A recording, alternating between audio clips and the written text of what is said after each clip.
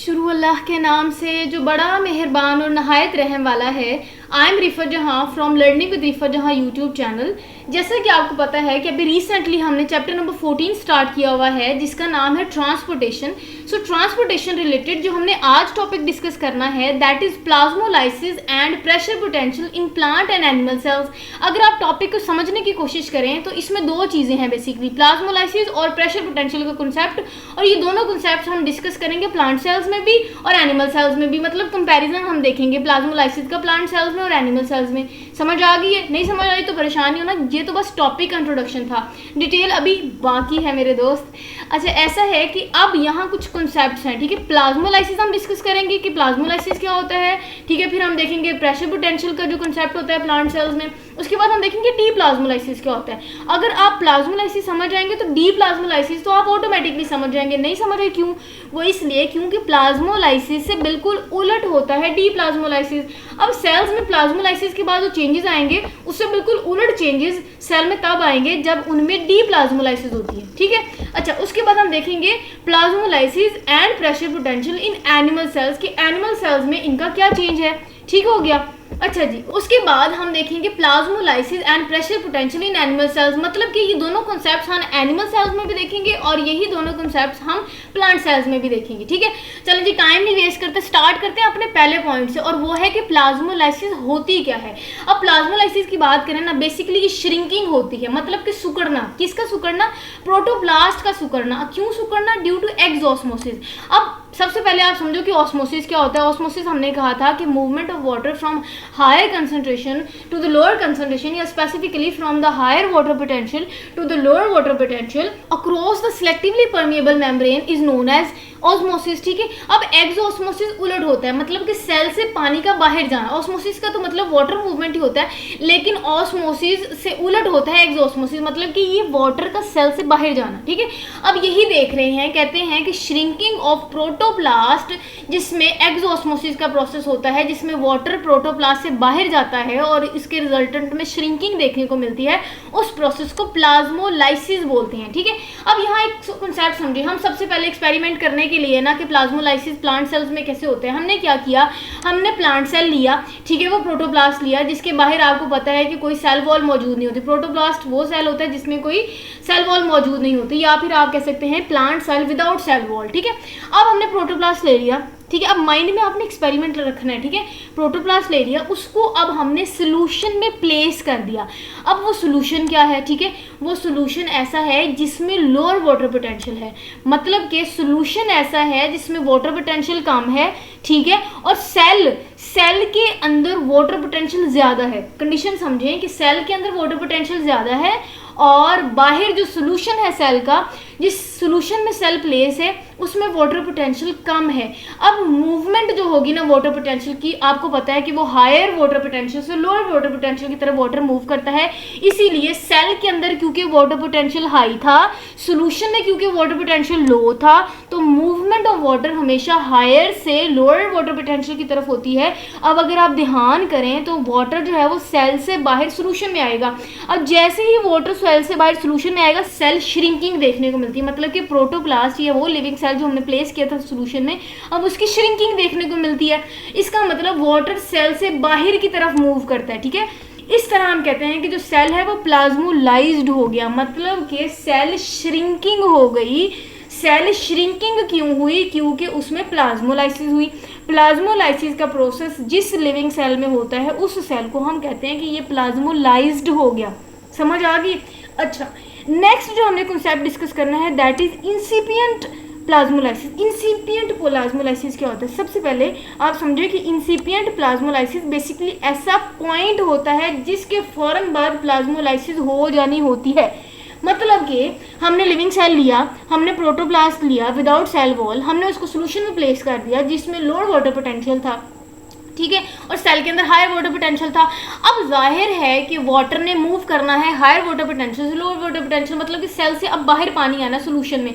अब जब सेल से बाहर पानी आएगा तो श्रिंकिंग देखने को मिलेगी, लेकिन एक पॉइंट ऐसा होगा ना जहाँ से श्रिंकिंग होना स्टार्ट होगी, ठीक है, जहाँ से आप कहेंगे ऐसा पॉइंट जहाँ से plasmolysis just about to happen, अभी होने वाली है, उस पॉइंट को हम कहते हैं कि वो पॉइंट है इंसिपिएंट प्लाज्मोलाइसिस। समझ आ गई है। अच्छा, नेक्स्ट अब हमने ना कुछ इसका चेंज देखना है कि जैसे ही इंसिपिएंट प्लाज्मोलाइसिस होती है या इंसिपिएंट प्लाज्मोलाइसिस या वो पॉइंट जहां प्लाज्मोलाइसिस होने लगती है उसमें प्रोटोप्लास्ट में क्या चेंज आता है। ऐसा है कि आपको पता है कि क्योंकि प्रोटोप्लास्ट में अब बाहर पानी निकलना है, इसका मतलब जो प्रोटोप्लास्ट की सेल वॉल होगी जो बाहर की तरफ होती है वो फ्लैसिड होती है। फ्लैसिड का मतलब लचकदार होती है, लचकदार होगी तभी तो पानी बाहर की तरफ मूव करेगा। ठीक है, सो कहते हैं जैसे ही पॉइंट आता है प्लाज्मोलाइसिस का, जैसे ही इंसिपिएंट प्लाज्मोलाइसिस का पॉइंट आता है तो क्या आता है कि प्रोटोप्लास्ट की जो अंदर वाली दीवारें हैं वहां एक प्रेशर फील होता है सेल वॉल पे। जैसे ही प्रेशर फील होगा इसका मतलब पानी जो है वो बाहर आना शुरू हो जाएगा, क्योंकि ये फ्लैसिड होती है सेल वॉल। अब सेल क्या करेगा, सेल जो है वो श्रिंकिंग स्टार्ट कर देगा। तो इंसिपिएंट प्लाज्मोलाइसिस के फौरन बाद सेल में हमें श्रिंकिंग देखने को मिलती है। समझ आ गई। अच्छा, आपको प्लाज्मोलाइसिस का कॉन्सेप्ट समझ आ गया। अब हमने देखना है डी प्लाज्मोलाइसिस। मैंने आपको पहले बता दिया था कि उलट है। उसमें क्या हुआ था, उसमें हुआ था कि सेल से पानी बाहर आया था सोल्यूशन में, क्योंकि सोल्यूशन में जो पानी था वो लोअर वाटर पोटेंशियल वाला था, या वो जो सोल्यूशन था वो लोअर वाटर पोटेंशियल वाला सोल्यूशन था। अब हमने उलट करना है। अब हमने क्या करना है, हमने सेल के अंदर जो वाटर पोटेंशियल है उसको काम करना है। अब जो हमने बाहर सोल्यूशन लेना वो डिस्टिल्ड वाटर लेना है। अब आप डिस्टिल्ड वाटर आपको पता है प्योर वाटर होता है। याद करने मैंने आपको कहा था कि प्योर वाटर ऐसा वाटर होता है जिसमें वाटर पोटेंशियल मैक्सिमम होता है, और वो मैक्सिमम वाटर पोटेंशियल हमने फर्स्ट टॉपिक जो वाटर पोटेंशियल का मेन टॉपिक था जो हाँ हमने इंट्रोडक्शन देखी थी उसमें हमने कहा था वो 0 होती है। ठीक है, अब अगर आप समझें कि प्रोटोप्लास्ट जो कि प्लांट सेल हमने लिया उसको अगर आप डिस्टिल्ड वाटर पे प्लेस करें, अब चेंजेस क्या होंगी। अब सेल के अंदर वाटर पोटेंशियल लो है और डिस्टिल्ड वाटर में आपको पता है हाई वाटर पोटेंशियल है, तो हमेशा वाटर मूव करता है हायर से लोअर की तरफ। इसका मतलब सोल्यूशन से या फिर डिस्टिल्ड वाटर से वाटर ने सेल के अंदर मूव करना है लोअर वाटर पोटेंशियल की तरफ। समझ आ गई है। अच्छा जी, अब जैसे ही वाटर मूव करेगा, देखिए water moves from distilled water, अब जैसे वो मूव करेगा through selectively permeable cell membrane से होता हुआ, वो जैसे ही सेल के अंदर जाएगा अब क्या होगा, सेल फूल जाएगा। जैसे ही सेल फूलेगा हम कहेंगे कि डी प्लाज्मोलाइसिस हो गई और वो सेल डी प्लाज्मोलाइज्ड हो गया। मतलब कि जिस सेल में हमें डी प्लाज्मोलाइसिस देखने को मिलती है, मतलब कि जिस सेल में डिस्टिल्ड वाटर सोल्यूशन से भाग के सेल के अंदर जाता है, सेल फूल जाता है, डी प्लाज्मोलाइसिस होती है, उस सेल को हम कहते हैं कि ये जो सेल है, जो फूला हुआ सेल है, वो डी प्लाज्मोलाइज्ड है आफ्टर डी प्लाज्मोलाइसिस। समझ आ गई। अच्छा, नेक्स्ट अब हमने कुछ चेंजेस डिस्कस करनी है कि जैसे ही सेल में डी प्लाज्मोलाइसिस का प्रोसेस देखने को मिलता है क्या चेंजेस आती है। सबसे पहले प्रोटोप्लास्ट का वॉल्यूम इंक्रीज करता है, मतलब कि फैलाव देखने को मिलता है, हमें फूला हुआ नजर आता है वो, क्योंकि वाटर अंदर आ गया। अब जैसे ही वो फूला हुआ नजर आएगा आपको पता है कि अब एक प्रेशर जनरेट होता है, और वो जो प्रेशर है वो सेल वॉल के अगेंस्ट एक प्रेशर फील किया जाता है प्लांट सेल में। समझ आ गई है। इसके रिजल्टेंट में जो प्लांट सेल वॉल होती है आपको पता है वो रिजिड होती है। जैसे ही वो रिजिड प्लांट सेल होगी, प्लांट का जो सेल हमने लिया जो कि प्रोटोप्लास्ट है वो फूल जाएगा, और फूल जाएगा उसके रिजल्टेंट में हमने कहा कि उसका जो वॉल्यूम है वो इंक्रीज हो जाएगा। ये कुछ चेंजेस है, कोई इतनी कोई खास रॉकेट साइंस नहीं, तो आपको समझना है।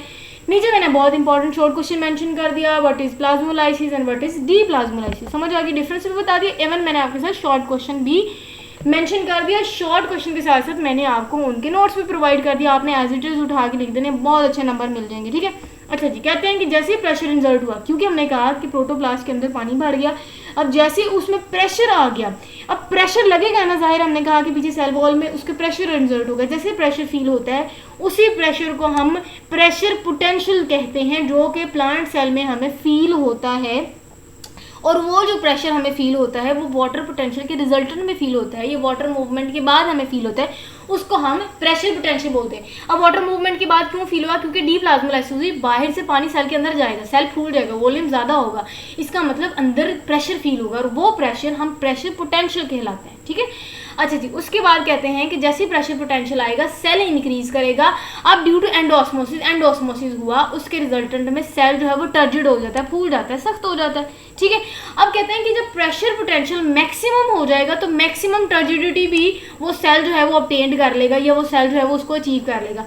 मतलब कि जितना ज़्यादा अंदर पानी आ सकता है उतना ज़्यादा वो टर्जिड होगा, और जितना ज़्यादा सेल हमें टर्जिड लगेगा प्लांट सेल, उतनी ही उसके अंदर मैक्सिमम प्रेशर पोटेंशियल देखने को मिलता है। समझ आ गई? और ये सब कुछ हमें जस्ट प्योर वाटर और डिस्टिल्ड वाटर में ही नज़र आता है, क्योंकि प्योर वाटर और डिस्टिल्ड वाटर में वाटर पोटेंशियल मैक्सिमम होता है। ठीक है, अच्छा जी, जबकि हमने कहा था कि जो प्लाज्मोलाइसिस है इसमें जो सोल्यूशन हमने लिया था उसमें लोअर वाटर पोटेंशियल था, यही वजह है कि वहाँ श्रिंकिंग देखने को मिली थी, क्योंकि सेल के अंदर वाटर पोटेंशियल हाई था, बाहर की तरफ मूवमेंट आई। बहुत बातें कर ली, ठीक है हमने। अब हमने डिस्कस करना है एनिमल सेल्स में प्लाज्मोलाइसिस और प्रेशर पोटेंशियल का कॉन्सेप्ट। सबसे पहले तो आप ये समझें कि जो एनिमल सेल होता है ना, इनके पास कोई हायर वाटर पोटेंशियल नहीं होता। क्यों नहीं होता? क्योंकि वो ऑब्टेन ही नहीं कर सकते ज़्यादा वाटर पोटेंशियल, क्योंकि उनके सेल के पास कोई सेल वॉल नहीं होती अराउंड देयर प्रोटोप्लास्ट। ठीक है, अब प्रोटोप्लास्ट के बाहर क्योंकि सेल वॉल नहीं मौजूद, अब सेल वॉल तो आपको पता है प्रोटेक्शन देती है। ठीक है, किसी भी चीज़ को प्रोटेक्शन, ये जो आउटर बाउंड्री होती है वो सेल वॉल होती है। अब जब एनिमल सेल के प्रोटोप्लास्ट में सेल वॉल ही नहीं है, वो एक बाउंड्री ही नहीं है जिसने उस सेल को रिजिड किया था, ठीक है, सख्त किया था, अब क्या होगा कि जो एनिमल सेल्स है ना वो हायर वाटर पोटेंशियल या हायर जो प्रेशर पोटेंशियल उसको ऑब्टेन नहीं कर सकते। कैसे, मैं बताती हूँ। कहते हैं कि लेट सपोज अगर हम एनिमल सेल्स को हायर वाटर पोटेंशियल वाले सोल्यूशन में रख भी दें, या फिर अगर हम एनिमल सेल्स को आप कह सकते हैं डिस्टिल्ड वाटर या प्योर वाटर में रख भी दें, तो क्या रिजल्ट होगा? पानी अंदर आएगा, जाहिर है, क्योंकि बाहर वाटर पोटेंशियल हाई है तो एनिमल सेल में लो होगा। अब वाटर जो है वो हाई वाटर पोटेंशियल, मतलब कि प्योर वाटर से सेल के अंदर जाना शुरू होगा, सेल टर्जिड हो जाएगा, फूल जाएगा। लेकिन अगर ये ऐसा होता जाए तो आपको पता है क्योंकि वो सेल वॉल ही नहीं है तो वो फट सकता है, सेल ब्रस्ट हो सकता है। लेकिन अब ऐसा तो बिल्कुल नहीं है कि जो प्लांट सेल्स हैं वो प्योर वाटर को फेस ही नहीं करते, लेकिन अल्लाह ताला ने उनमें एक मैकेनिज्म डेवलप किया हुआ है, जिस मैकेनिज्म को हम कहते हैं ऑस्मो रेगुलेशन। ऑस्मो रेगुलेशन का मतलब, ऑस्मो कहते हैं वाटर, रेगुलेशन का मतलब है कि रेगुलेट करना। अब इनमें क्या होता है कि एनिमल्स अपने अंदर एक मैकेनिज्म को डेवलप करते हैं जिसको ऑस्मो रेगुलेशन बोलते हैं, जिसमें क्या करते हैं कि वो अपने सेल के अकॉर्डिंग या एनवायरनमेंट के अकॉर्डिंग सेल के अंदर चेंजेस कर लेते हैं। जितने उनको अमाउंट ऑफ वाटर या जितनी अमाउंट ऑफ सॉल्ट्स उनको चाहिए होता है वो सेल को देखते हुए उतना वो मेंटेन कर लेते हैं, सेल को वहाँ तक कांस्टेंट कर लेते हैं। ठीक है, कांस्टेंट लेवल अपना ऑब्टेन कर लेते हैं, इससे ज़्यादा वो पानी को अंदर आने नहीं देते। यही वजह है कि उन्होंने वाटर की रेगुलेशन की।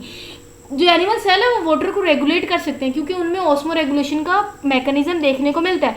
यही वजह है कि जो एनिमल सेल्स हैं वो रिक्वायर्ड अमाउंट ऑफ वाटर और रिक्वायर्ड अमाउंट ऑफ साल्ट को ही अलाउ करेंगे अपने सेल के अंदर आना। उससे ज़्यादा अगर नहीं चाहिए तो वो नहीं आने देंगे, क्योंकि अगर ज़्यादा आएगा तो सेल ब्रस्ट कर देगा। समझ आ गई? क्योंकि सेल वॉल ही नहीं है, आउटसाइड बाउंड्री ही नहीं है प्रोटोप्लास्ट की। अच्छा, यही था हमारा आज का टॉपिक। बहुत आसान था, छोटा सा एक कॉन्सेप्ट था जो मैंने आपके साथ शेयर किया। आई होप आपको बहुत अच्छे से समझ आई होगी। नेक्स्ट टॉपिक की आपने थोड़ी सी झलक तो देख ही ली होगी। वो झलक ये थी कि हमने नेक्स्ट जो है वो एसेंट ऑफ सैप डिस्कस करना है इंशाल्लाह। अब इसमें ना 3 थ्योरीज हैं, इंशाल्लाह ये 1 बाय 1 मैं आपके साथ एक लेक्चर वीडियो में शेयर करूँगी। बहुत इंटरेस्टिंग है और बहुत ही मज़ा आने वाला है। सो टिल देन अपने आप में बहुत सारा ख्याल रखना है, ठीक है। अगर आपने इससे रिलेटेड कुछ पूछना है बिला झिझक आप कमेंट सेक्शन में पूछिएगा, और हाँ, फीडबैक लाजमी दीजिएगा कमेंट सेक्शन में मुझे, और चैनल को सब्सक्राइब करना ना भूलेगा, बेल आइकन भी प्रेस कीजिएगा ताकि इस चैनल रिलेटेड न्यू नोटिफिकेशन आपको बर वक्त मिल जाए। नेक्स्ट टॉपिक तक मुझे दीजिए इजाज़त, अपना बहुत सारा ख्याल रखिएगा। स्टे कनेक्टेड एंड अल्लाह हाफिज़।